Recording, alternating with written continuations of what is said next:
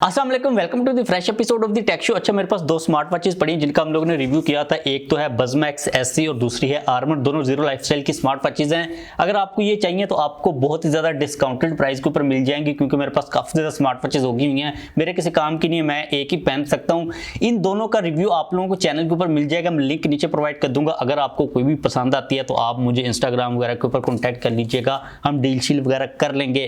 बात करें पहली अपडेट की तो भाई Xiaomi ने अपने फ्लैगशिप फोन्स को लॉन्च कर दिया, जो कि है Xiaomi 13T सीरीज के फोन्स। इस सीरीज के अंदर आपको दो फोन्स मिलेंगे, एक है Xiaomi 13T और दूसरा है 13 Pro। दोनों काफी हाई ग्रेड के फ्लैगशिप स्मार्टफोन्स हैं। कैमरा को काफी ज्यादा इंप्रूव किया गया है।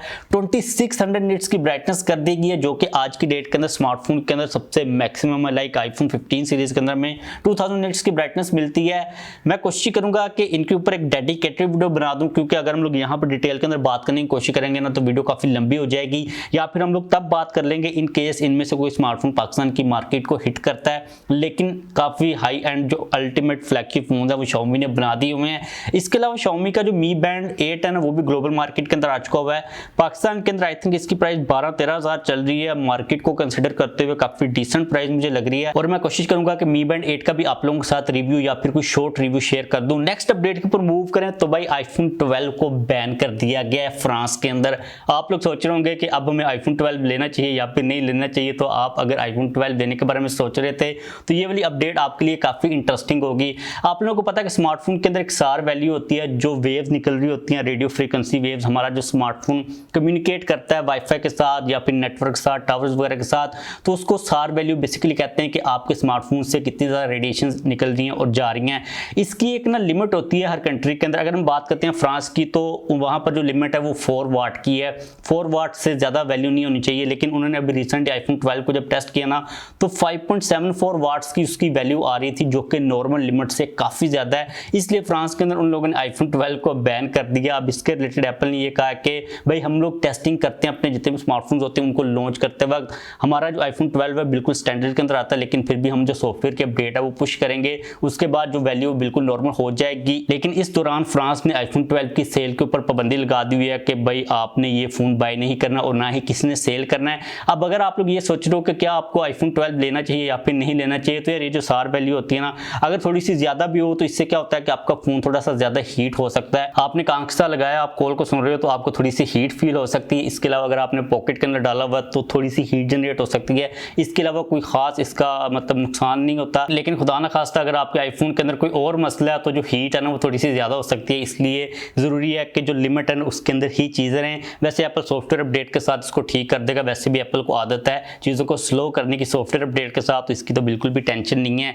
लेकिन जो अगली अपडेट है ना, इसके अंदर एप्पल को मुझे लगता है कि काफी प्रॉब्लम होगी। एप्पल किसी सॉफ्टवेयर अपडेट के साथ इस आईफोन को तो ठंडा नहीं कर सकता, जो कि iPhone 15 सीरीज के फोन, स्पेशली तौर पर iPhone 15 Pro और Pro Max। आप लोगों को पता है कि उनके अंदर काफी ज्यादा मसले मसाइल आ रहे हैं। हीटिंग का भी एक काफी मेजर मसला आ रहा है। इसके रिलेटेड जो एक्सपर्ट ओपिनियंस है ना वो आना स्टार्ट हो चुकी हैं। आप लोगों को मैंने पर्सनली तौर पर कहा था कि एप्पल ने जो है ना कंप्रोमाइज किया है उसका वेट कम रखने के चक्कर में, कि हम लोग iPhone 15 Pro और Pro Max का वेट कम कर लें, इसलिए हम लोगों ने टाइटेनियम को लगा दिया है। लेकिन इसके साथ एप्पल ने गलती ये कर दी कि जो थर्मल्स है ना उनको कंप्रोमाइज कर दिया, प्रॉपर कूलिंग का सिस्टम लगाया नहीं। उन्होंने वेट कम करना था, इसलिए उन्होंने कहा कि भाई हमारी जो चिप है ना A17 Pro वो काफी पावर एफिशिएंट है, वो इतनी ज्यादा पावर को लेगी नहीं, इतनी ज्यादा हीट को जनरेट नहीं करेगी। लेकिन एप्पल से मिस कैलकुलेशन यहाँ पर होगी। और ये सेम बात की है मिंची को ने, उन्होंने भी यही कहा कि एप्पल ने जो टाइटेनियम यूज किया ना वो एक तो सही से हीट को निकालती नहीं है, बाहर जो फ्रेम है वो हीट को अंदर ही रोक लेता है। और साथ में एप्पल ने भी कोई खास कोशिश नहीं की कि हम लोग कोई प्रॉपर कूलिंग का मैकेनिज्म ही लगा दें।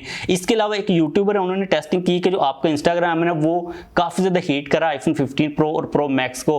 उसने ये कहा कि iOS 17 के बाद इंस्टाग्राम के अंदर कोई बग है, पता नहीं क्या है, जब आप इंस्टाग्राम को इंस्टॉल करते हो और अगर वो बैकग्राउंड के अंदर भी रन कर रहा है ना तो आपका आईफोन ज्यादा हीट होगा। उन्होंने इसके ऊपर एक पूरी वीडियो बनाई है, उस वीडियो का लिंक आपको मैं नीचे प्रोवाइड कर दूंगा। आप उसको चेकआउट करना चाहते हो तो कर सकते हो। लेकिन एक बात तो क्लियर है कि iPhone 15 Pro और Pro Max के अंदर हीटिंग का इशू तो मौजूद ही है। अब इस प्रॉब्लम को एप्पल किस तरह सोल्व करता है ये चीज हमें देखनी पड़ेगी। और अगर हम लोग अपने कंट्री की बात करते हैं तो भाई यहाँ पर तो वैसे भी गर्मी बहुत ज्यादा पड़ती है और लोग इतना ज्यादा कोई एसीओ के अंदर तो आईफोन को यूज नहीं कर रहे होते। तो यहाँ पर मुझे लगता है कि हीट और भी ज्यादा जनरेट होगी, क्योंकि अगर सॉफ्टवेयर के रिलेटेड कोई मामला होता ना तो एप्पल ने अपडेट के साथ सोल्व कर देना था। लेकिन ये जो टाइटेनियम को यूज किया गया, अब ये जो टाइटेनियम है ये कोई सॉफ्टवेयर के साथ चेंज तो नहीं हो जाएगी, ये तो टाइटेनियम ही रहेगी। और अंदर जो कूलिंग का मैकेनिज्म है उसने भी इंप्रूव नहीं होना सॉफ्टवेयर की अपडेट के साथ। तो ये चीज़ काफ़ी ज़्यादा स्केरी है। इसके बाद जो अगली एडिशनल अपडेट है ये भी आईफोन 15 सीरीज के बारे में ही है। अब जेरी एवरीथिंग ने जब आईफोन 15 प्रो मैक्स का बैक ग्लास पेंट किया था वो टूट गया था, लेकिन अगर हम बात करते हैं सिंपल नॉन प्रो आईफोन्स की, आईफोन 15 और 15 प्लस की, तो उनकी भी ड्यूरेबिलिटी टेस्ट की वीडियो आ चुकी हुई है। उनके अंदर किसी किस्म का कोई भी मसला नहीं है बैक ग्लास को लेके। आप जितना मर्जी जोर लगा लो, ना ही आईफोन 15 और ना ही आईफोन 15 प्लस का बैक ग्लास टूटेगा, विच प्रूव्स कि आईफोन 15 प्रो और प्रो मैक्स के अंदर किसी ना किस्म का कोई ना कोई तो बैक ग्लास को लेकर मसला मौजूद ही है, जिसको एप्पल ने प्रॉपर्ली इंप्लीमेंट नहीं किया। क्योंकि अगर यहाँ पर आईफोन 15 प्लस का बैक ग्लास पेंट करने के ऊपर नहीं टूटा, at the same point pro max का टूट गया, दोनों के डिस्प्ले का साइज सेम ही है, तो किसी ना किस्म का कोई ना कोई मसला तो प्रो मैक्स के अंदर मौजूद ही है डेफिनेटली।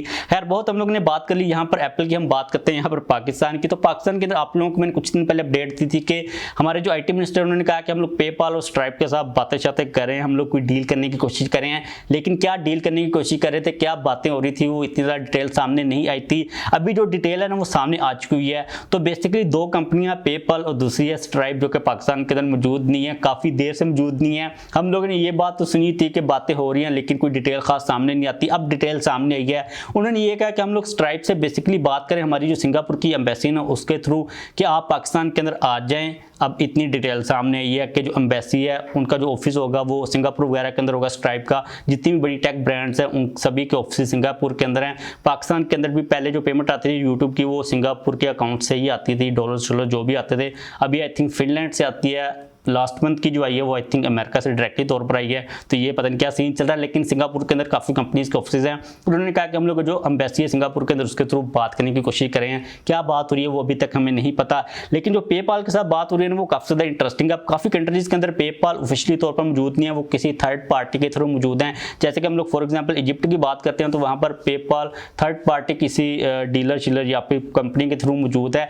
तो पाकिस्तान के अंदर भी बात ये हो रही है कि आपने अगर डायरेक्टली तौर पर नहीं आना तो आप किसी थर्ड पार्टी के थ्रू पाकिस्तान के अंदर ऑपरेट कर लें, ये बात हो रही है।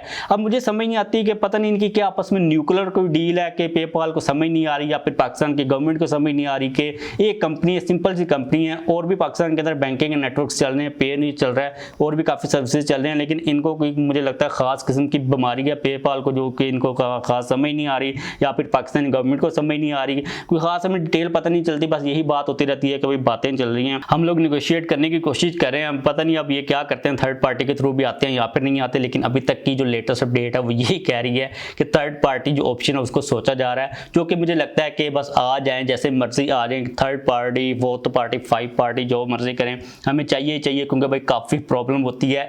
एक दफ़ा मेरी पेमेंट आनी थी, उनके पास पेनीर का ऑप्शन मौजूद नहीं था, मैंने फिर अपना फाइबर के ऊपर अकाउंट बनाया, ऐसी कोई फेक फूक गिग गुग बनाई, उनका मैंने ऑर्डर रिसीव किया और ऐसे ही मैंने कंप्लीट कर दिया। उन्होंने मुझे फाइबर के ऊपर पेमेंट सेंड की और 30% मेरे फाइबर ने काट लिए। मतलब कि ये जलालत भी चलती रहती है। तो काफ़ी नाजुक सूरत हाल होती है जब आपको पेनीर का ऑप्शन डायरेक्टली तौर पर बाहर से कंट्री से नहीं मिल रहा होता। तो लेट्स सी कि हम लोग दुआ ही कर सकते हैं क्या चीज़ें सामने आती हैं। इस वीडियो को खत्म करते हैं। अगर आप लोगों को क्वेश्चन हो पूछ लीजिएगा, लाइक कर दीजिएगा, चैनल को भी सब्सक्राइब कर लीजिएगा, और आपको इनमें से कोई प्रोडक्ट इंटरेस्टिंग लगती है तो रिव्यू देख लीजिएगा और बाद में राब्ता शाब्ता कर लीजिएगा।